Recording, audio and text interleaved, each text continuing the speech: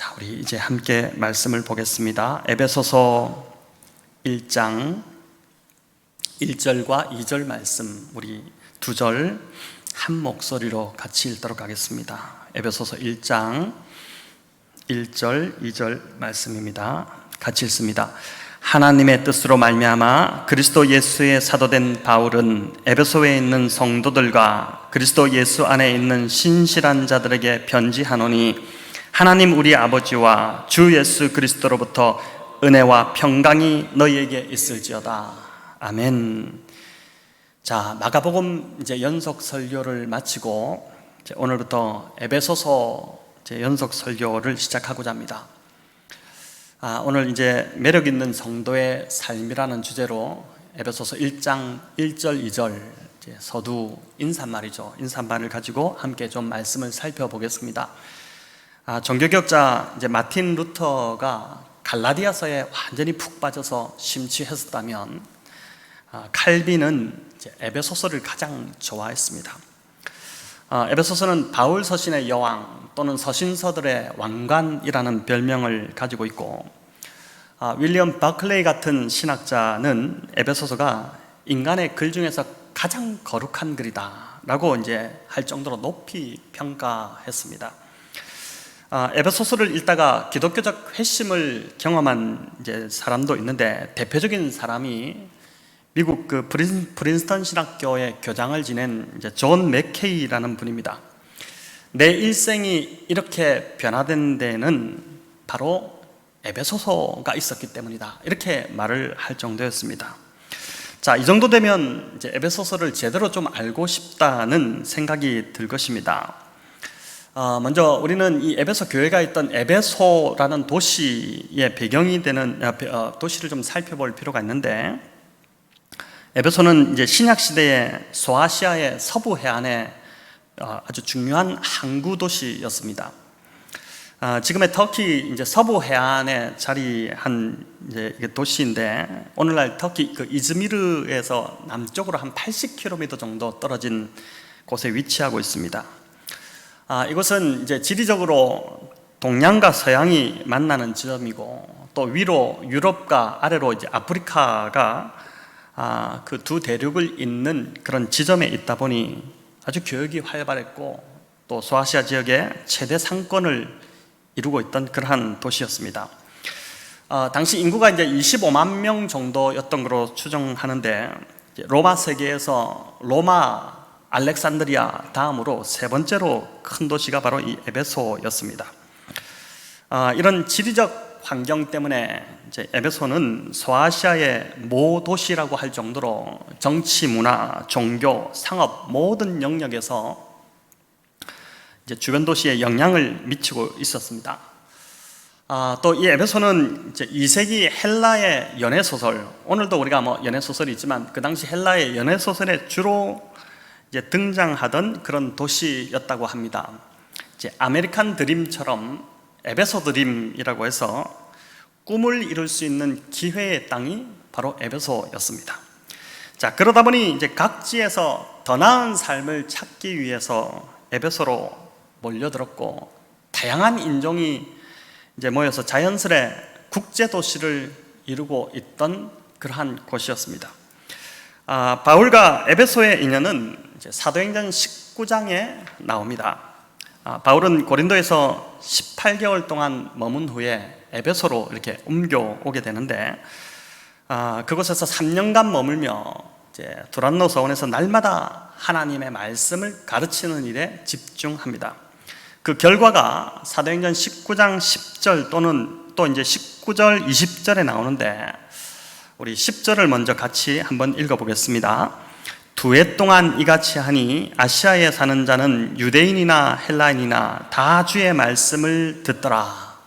자, 2년간 이 바울이 날마다 두란노 소원에서 하나님의 말씀을 가르쳤다는 것이고, 그렇게 했더니 에베소와 그 주변에 있는 헬라인이나 유대인이나 가릴 것 없이 하나님의 말씀을 다 들었다는 것입니다. 이어 이제 19절 20절에는 이 말씀을 들은 자들의 반응이 나오는데, 우리 이것도 한번 같이 보겠습니다. 또 마술을 행하던 많은 사람이 그 책을 모아 가지고 와서 모든 사람 앞에서 불사르니 그 책값을 계산한 즉 은 5만이나 되더라. 이와 같이 주의 말씀이 힘이 있어 흥왕하여 세력을 얻으니라. 여기 주의 말씀이 힘이 있어 세력을 얻었다는 것은 하나님의 말씀이 점점 더 힘있게 주변 지역으로 퍼져 나갔다는 것입니다. 에베소는 아데미 이제 여신 숭배의 본거지였고 또 여러 마술을 행하는 자들이 참 많았는데 이들이 바울이 가르친 그 말씀을 듣고 회심하면서 생업, 그 마술책을 다 불태워 버렸습니다. 그러니까 제대로 된 회심이 일어난 것입니다. 이뿐 아니라 에베소의 그 수호신인 아데미 여신상의 그 판매량이 급격하게 떨어지기 시작했습니다. 당시 에베소 도시 안에 이런 아데미 여신의 그 모형 신상을 파는 그런 업자들이 이제 조합을 결성하고 있었는데 조사해 보니 이 바울의 가르침 때문에 사람들이 이 여신상을 사지 않는다는 것이 이제 밝혀진 것입니다. 인간의 손으로 만든 것은 더 이상 신이 아니다라는 이 바울의 가르침을 듣고 사람들이 신상을 사지 않았으니 이들이 얼마나 화가 났겠습니까?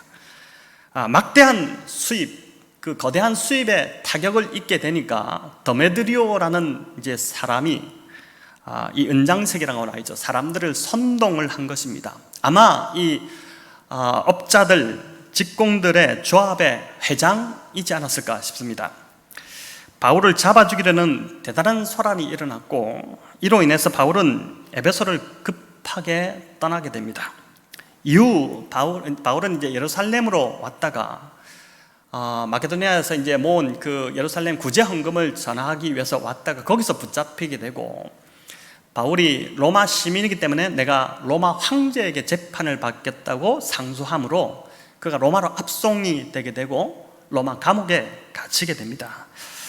이때 에베소서 서신을 기록했던 것으로 봅니다. AD 이따가 62년에서 64년 그 정도 사이였던 것으로 봅니다.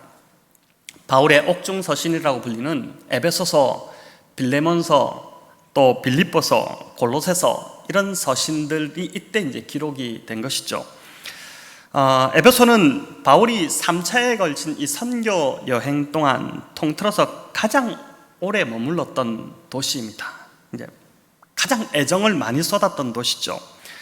3년간 머물면서 말씀을 가르치는 것에 온통 힘을 다 쏟았고 또 교회가 부흥하는 그 열매를 보았었기 때문에 얼마나 그 성도들이 보고 싶고 또 염려가 되고 그렇겠습니까? 오늘 본문으로 읽은 이 두 절은 에베소서를 시작하는 에베소서 편지의 인사말입니다. 에베소서가 편지다 보니 이제 편지의 형식을 갖추고 있는데 우리는 편지를 쓸 때 수신자를 먼저 밝히죠. 아버님께, 선생님께 이렇게 수신자를 먼저 쓰는데 헬라의 편지 서식은 반대로 발신자를 먼저 밝힙니다.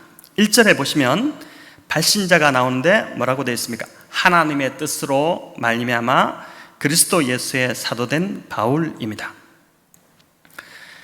바울 서신이 대부분 이렇게 시작합니다. 고린도전서 1장 1절을 보면 하나님의 뜻을 따라 그리스도 예수의 사도로 부르심을 받은 바울 이렇게 하고 있고 또 갈라디아서 1장 1절은 하나님 아버지로 말미암아 사도된 바울 이렇게 이제 합니다. 당시 이제 1세기 어느 교회든 또 누구에게든 바울이 자신을 소개할 때마다 하나님께서 자신을 사도로 세우셨고 하나님의 뜻으로 말미암아 자신이 사도되었다는 그 확신을 전했습니다. 목회를 해보니까 이 확신이 참 중요합니다. 하나님이 나를 목사로 부르셨고 나를 이곳 교회로 인도하셨다는 확신이 없으면 어려움이 올 때마다 흔들릴 수밖에 없습니다. 어디 목사만 그렇겠습니까? 백운영동교회로 우리 모두를 부르시고 인도하신 분은 하나님이십니다. 하나님 뜻으로 말미암아 우리 모두는 이제 백운영동교회 성도가 되었습니다. 하나님이 나를 이곳으로 부르셨다는 확신이 없으면 신앙생활하다 힘들어질 때마다 흔들립니다. 그때 내가 교회를 선택하고 옮기려고 할 때 이 교회가 아니라 내가 생각했던 그 다른 교회였나 보다. 이제 이런 생각이 들면서 이 부르심에 대한 확신이 없으면 계속 흔들리는 것입니다. 이는 결혼 생활도 마찬가지고 직장 생활도 마찬가지입니다. 지금 내 옆에 남편, 내 아내가 하나님이 짝지어 주신 배필이라는 확신이 없으면 부부싸움 할 때마다 흔들릴 것입니다. 그런 가정은 행복해질 수 없는 것이죠. 또 그런 직장 생활이 행복할 수 없는 것입니다. 바울이 3차에 걸친 전도여행과 로마로 가는 이 거친 어떤 항해 속에서도 참 모진 고난을 다 당했지만은 그걸 이겨낼 수 있는 힘은 부르심에 대한 확신이었습니다. 다메섹 도상으로 가는 그 길에서, 도상에서 이방 선교를 위해서 예수님이 자신을 부르셨다는 그 분명한 확신이 있었기 때문에 그가 끝까지 그 힘든 여정에서도 사명을 감당할 수 있었던 것이죠. 그래서 그리스도인들은 이제 결혼은 말할 것도 없거니와 직장을 선택할 때도, 교회를 선택할 때도 기도 가운데 하나님께 물어야 하고 하나님께 분명한 응답을 받아야 합니다. 요즘 기업체도 이제는 공부 잘하고 스펙 좋고 이런 사람 뽑는 것이 아니라 그 삶의 인생 스토리가 있는 사람을 선호하지 않습니까? 신앙은 더 그래야 하는 것이죠. 하나님과 나만의 분명한 스토리가 있어야 됩니다. 어쩌다가 보니 내가 지금 여기까지 왔다, 이것이 아니라 하나님이 분명히 나를 인도하셨고 나를 부르셨고 하나님으로 말미암아 지금 내가 이곳에 있고 내가 지금 이 일을 하고 있다는 분명한 고백, 그게 스토리가 있어야 하는 것이죠. 어디를 가든 무엇을 하든 이 부르심에 대한 확신과 하나님 중심적인 신앙이 있어야지만이 삶이 흔들리지 않는 것입니다. 바울에게서 발견하는 또 한 가지 중요한 교훈이 있습니다. 우리는 보통 이제 사울이 바울이 되었다 이렇게 알고 있습니다. 사울의 이름의 뜻은 큰 자다 그렇게 알고 있고, 또 바울은 작은 자로 알고 있죠. 바울의 학벌이 대단했죠. 당시 당대 최고 학파라고 하는 가말리엘 학파에서 수학을 했고, 또 집안도 대단했고 율법에도 그가 따라올 사람이 없을 정도로 능통했습니다. 그런 대단한 자가 예수님을 만나고 나니까 그 모든 것이 다 배설물처럼 느껴져서 큰 자가 아닌 작은 자 바울이라고 했다, 이렇게 이제 우리가 알고 있는데 이것은 잘못 알고 있는 것입니다. 우리가 일제강점기 때 우리 이름도 있었지만 일본식 이름을 하나씩 가지고 있었습니다. 그 이름이 있어야지만이 학교도 다닐 수 있었고 그랬죠. 이처럼 로마 세계에 살던 유대인들도 유대식 이름과 더불어서 로마식 이름을 가지고 있었습니다. 바울은 로마식 이름이며 그 뜻은 작다는 뜻이 맞습니다. 반면에 사울은 이 바울의 유대 히브리식 이름인데 그 뜻은 크다는, 큰 자라는 뜻이 아니라 구하다, 요청하다는 뜻을 가지고 있습니다. 자, 그렇다면 우리가 사울이라는 이름을 왜 큰 자로 알고 있을까요? 아마도 이제 그 이스라엘의 초대 왕인 키가 장대했던 사울 왕 때문일 것으로 봅니다. 자, 그렇다면 언제부터 이 사울이 아닌 바울로 이 바울이 부르게 되었을까? 사도행전 기록을 보면 바울은 예수님을 만나 회심한 후에도 계속 사울로 불렸던 것을 보게 됩니다. 오늘 아마 이 사도행전을 한번 나중에 찾아보시면 아시겠지만 계속 바울의 이름이 사울로 언급이 됩니다. 그러다가 사도행전 13장에 가서 처음으로 이 사울이라는 이름이 바울로 바뀌게 되는 그 내용이 나오는데, 그가 예수님을 만나 회심한 지 한 13, 14년 되었을 무렵입니다. 바나바와 함께 1차 전도여행으로 구브로섬에 이렇게 도착해서 전도할 때인데, 우리 사도행전 13장 8절 9절을 같이 한번 읽어보겠습니다. 이 마술사 엘루마는 그들을 대적하여 총독으로 믿지 못하게 힘쓰니 바울이라고 하는 사울이 성령이 충만하여 그를 주목하고, 자, 여기 보면 바울이라고 하는 사울이라고 하는데 여기서 이 바울의 이름이 이제 사울에서 바울로 바뀝니다. 그리고 이후부터는 사도행전의 로마식 이름인 바울만 등장하게 됩니다. 자, 여러분, 이게 어떤 의미가 있을까요? 사도행전이 밝히는 이 바울의 이름이 바뀌는 시점은 이방인 선교사로 이방인 사역을 시작하는 그 시점부터입니다. 그가 유대 공동체에 있을 때는 그에 걸맞은 이 사울이라는 유대식 이름을 사용했지만 로마 사람들에게 가는 선교이기 때문에 굳이 유대식 이름을 고집하지 않습니다. 그 사람들에게 맞춰서 이제 로마식 이름을 사용한 것입니다. 우리나라 선교사님들도 선교지로 가면 그 나라 이름에 맞게, 그 나라 말에 맞게 이름을 이렇게 바꿉니다. 선교지 사람들을 배려한 것이죠.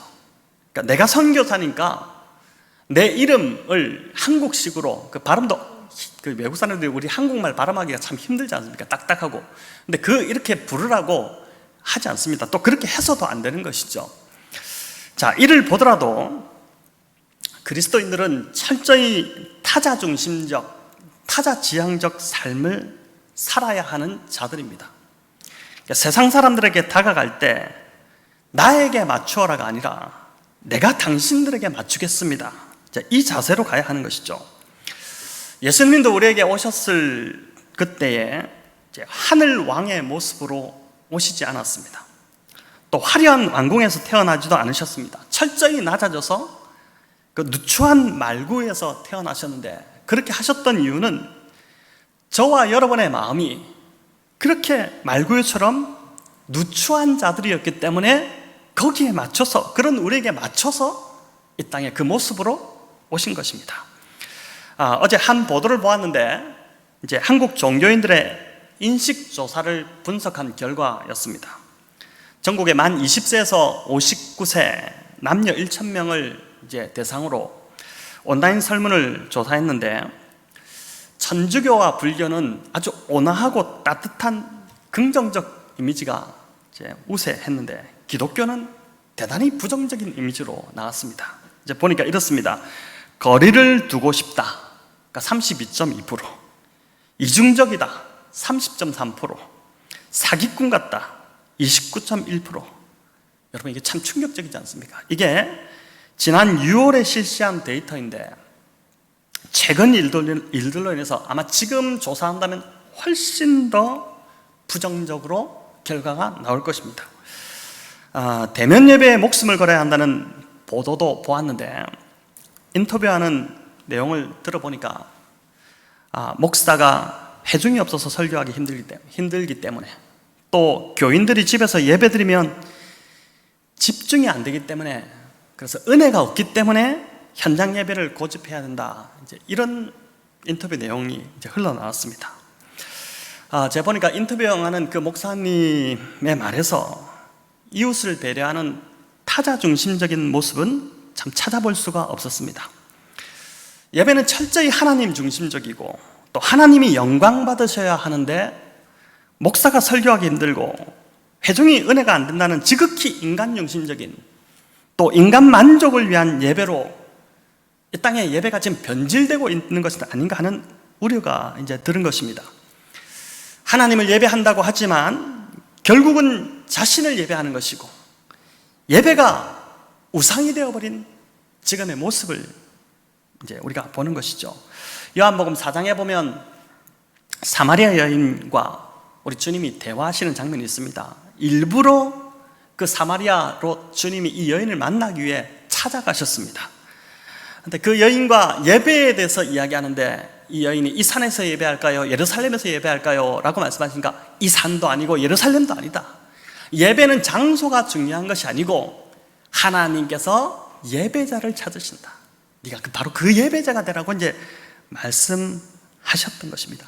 장소가 아니라 우리가 지금 하나님을 예배하는 예배자로 서는 것이 성경이 말하고 있는 진정한 예배라는 것이죠. 자, 여러분, 이제 두 번째로 이제 발신자를 첫 번째로 알아봤는데, 이 편지의 수신자를 살펴보겠습니다. 1절에 나오듯이 이 편지의 수신자는 에베소에 있는 성도들과 그리스도 예수 안에서 신실한 자들입니다.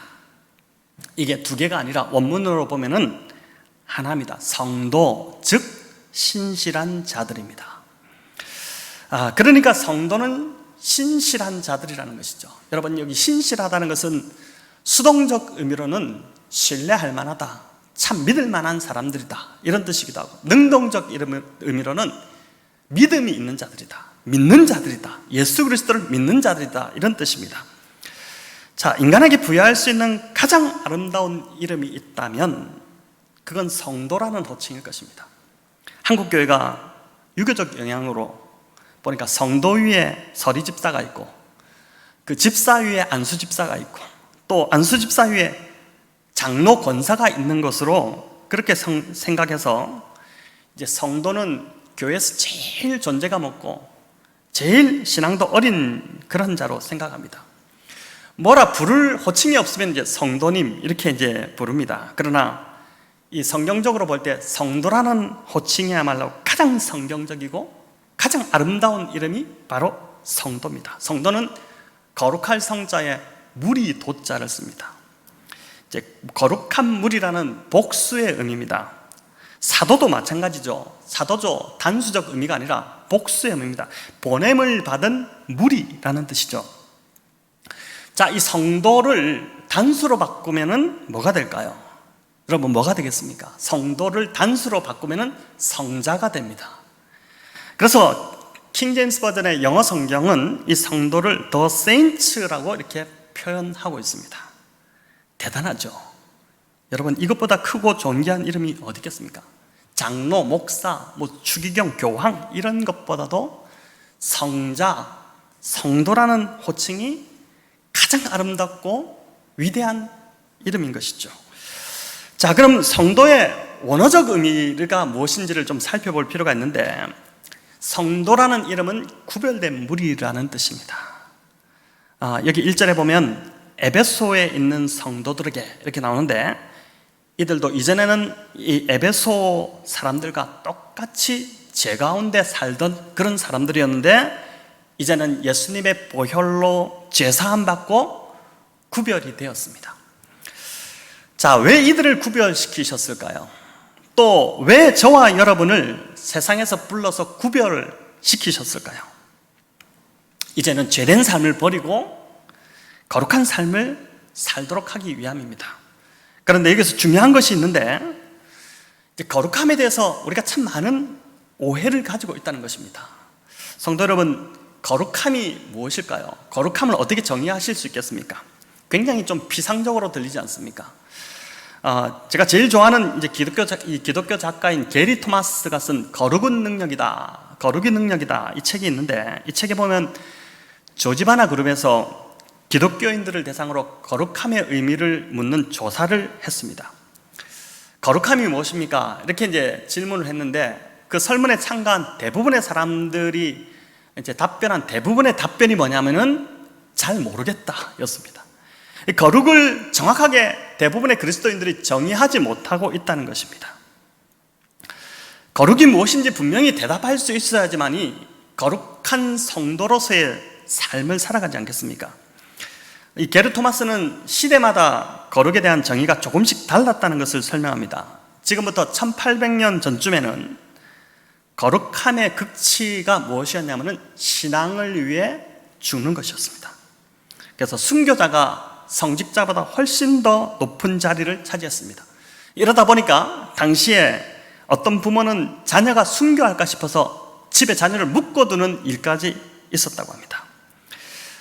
그러니까 이때의 지고한 거룩함은 1세기, 2세기 정도 되겠죠.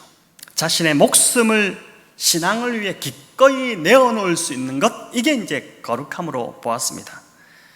자, 몇 세기가 지나면서 거룩함의 정의가 조금 바뀌게 되는데, 금욕적 삶이 거룩함이 됩니다. 사막에 은둔하거나 오랜 금식을 하거나 기둥에서 자거나 낙타털 옷을 이 세례요한처럼 입고 다니는 것, 그것을 이제 거룩한 것으로 여겼는데, 이렇게 된 데에는 기독교가 로마의 이제 국교가 되면서 공인이 되지 않습니까? 그렇게 되면서 더 이상 순교할 일들이 없어졌기 때문에 이런 금욕적 삶이 거룩함으로 바뀌게 됩니다. 중세는 어땠을까요?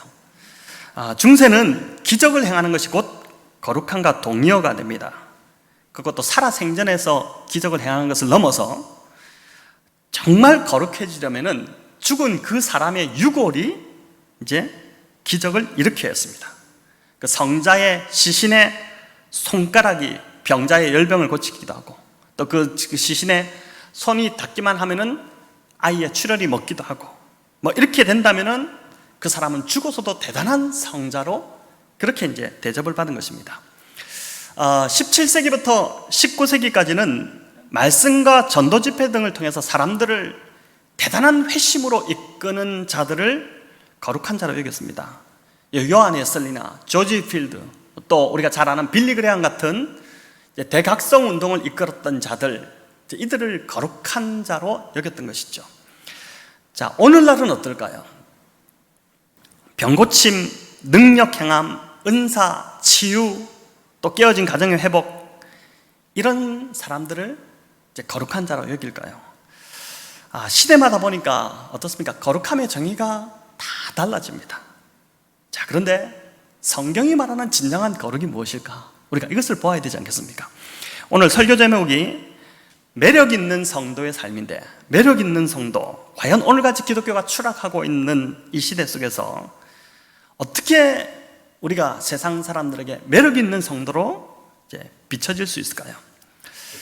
윌리엄 바클레이가 쓴 이제 이 주석, 에베소서 주석을 어제 보다 보니까 참 재밌는 표현을 제가 발견하게 됐는데, 매력이라는 영어 단어가 charm이라는 이제 단어지 않습니까? charming이라고 이제 하기도 하는데 매력적인 이렇게 하죠.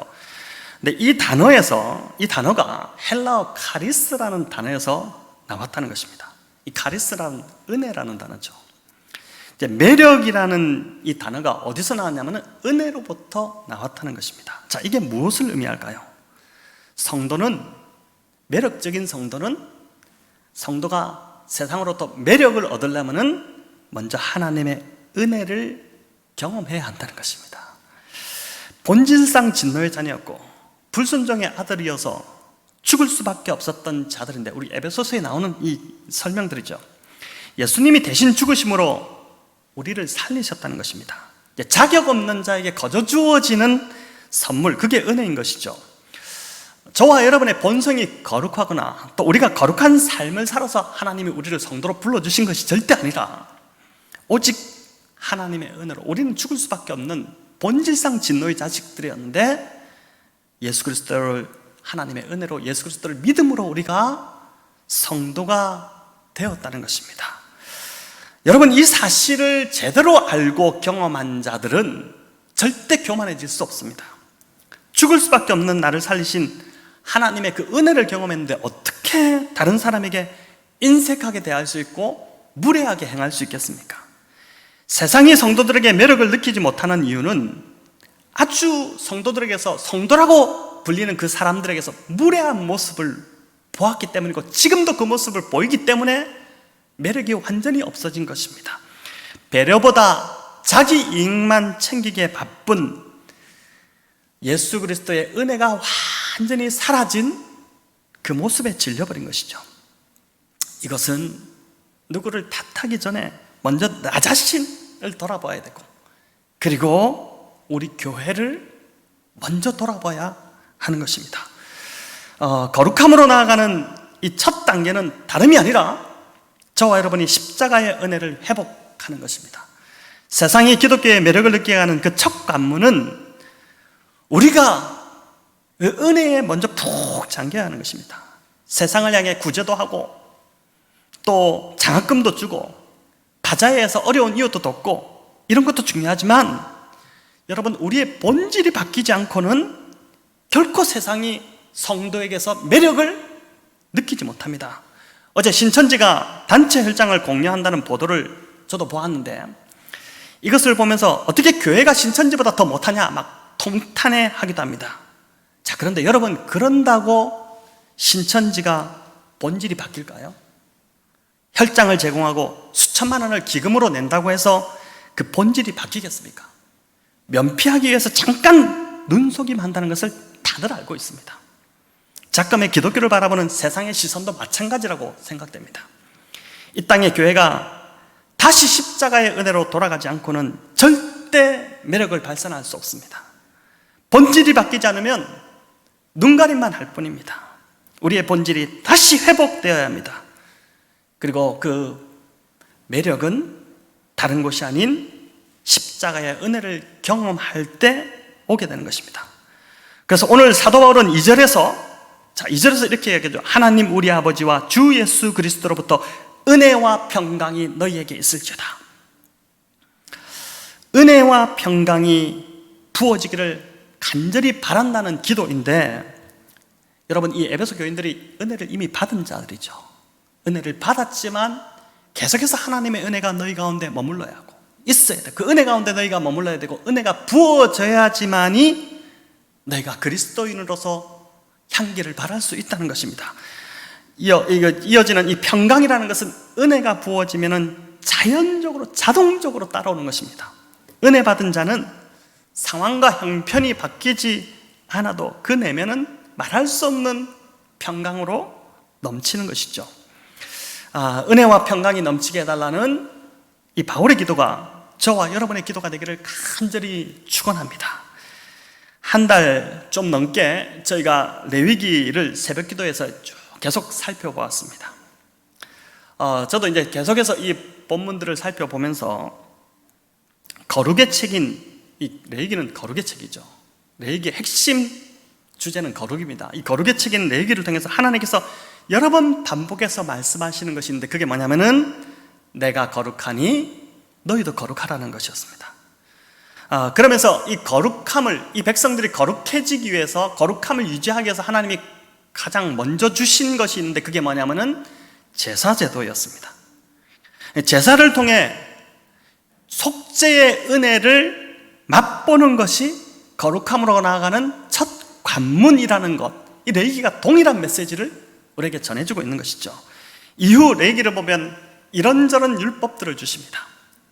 이제 율법을 지켜야 거룩한 백성이 되는 것이 아니라 이미 거룩한 백성이 되었기 때문에 이제는 거룩한 백성답게 이런 율법을 지키며 살아야 한다는 것이죠. 그리고 이 거룩의 책인 레위기가 마무리되는 뒷부분으로 가면, 이 뒷부분으로 갈수록 뭐가 강조되냐면은 이웃 사랑이 강조됩니다. 참 놀랍습니다. 여러분, 레위기 19장 18절 우리 같이 한번 읽어보겠습니다. 원수를 갚지 말며 동포를 원망하지 말며 내 이웃 사랑하기를 내 자신과 같이 사랑하라. 나는 여호와니라. 여러분, 19장 이어서 20장 뒤쪽으로 갈수록 나오는 희년법, 안식년법, 다 이 법들이 무슨 법들입니까? 이 법들이 바로 이웃을 어떻게 사랑할 수 있는지를 구체적으로 알려주는 그러한 계명들입니다. 여러분, 참 이게 놀랍지 않습니까? 자, 이를 통해서 볼 때 성경이 말하는 거룩, 하나님이 의도하셨던 성도의 진정한 거룩함이 무엇인지를 알게 되는데, 그것은 바로 생명을 살리고 이웃을 사랑하는 삶입니다. 레위기를 잘못 알게 되면 바리새인적인 신앙을 갖게 됩니다. 이것은 할 수 있고 이것은 하지 못하는 온통 금지사항에만 몰두하는 그러한 따분한 종교로 기독교가 전락해버릴 수밖에 없습니다. 그러나 레위기의 본질은 거기에 있지 않습니다. 내가 어떤 것은 하고 어떤 일은 하지 말아야 하는지를 따지기보다 내가 어떤 존재가 되어야 하는지 거기에 집중하라고 하는 것이 레위기가 전하고자 하는 본질, 핵심인 것이죠. 바로 생명을 살리고 가난한 자, 약한 자, 눌린 자, 이런 자들을, 내 이웃을 내 몸과 같이 사랑하는 삶, 그것이 성경이 말하는 참 거룩이고 주님이 이 땅에서 보여주신 거룩한 삶이었습니다.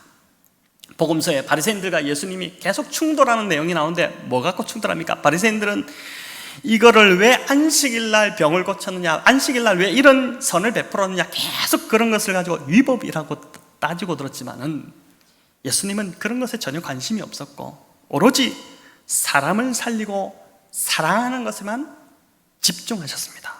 자, 여러분, 이런 관점으로 지금의 기독교를 바라본다면 우리는 분명 분별력이 생기기 시작할 것입니다.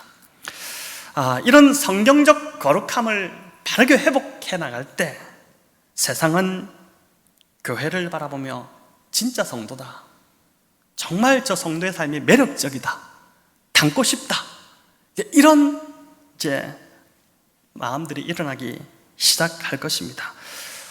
소망하기는 저희 교회가 정말 말씀을 제대로 좀 바르게 배우고 알물 통해서 이런 매력적인 성도, 예수님 닮아가고 예수님이 행한 것처럼 우리도 행하고 예수님 따라가는 그러한 교회 공동체로 자라가기를 우리 주님의 이름으로 축원합니다.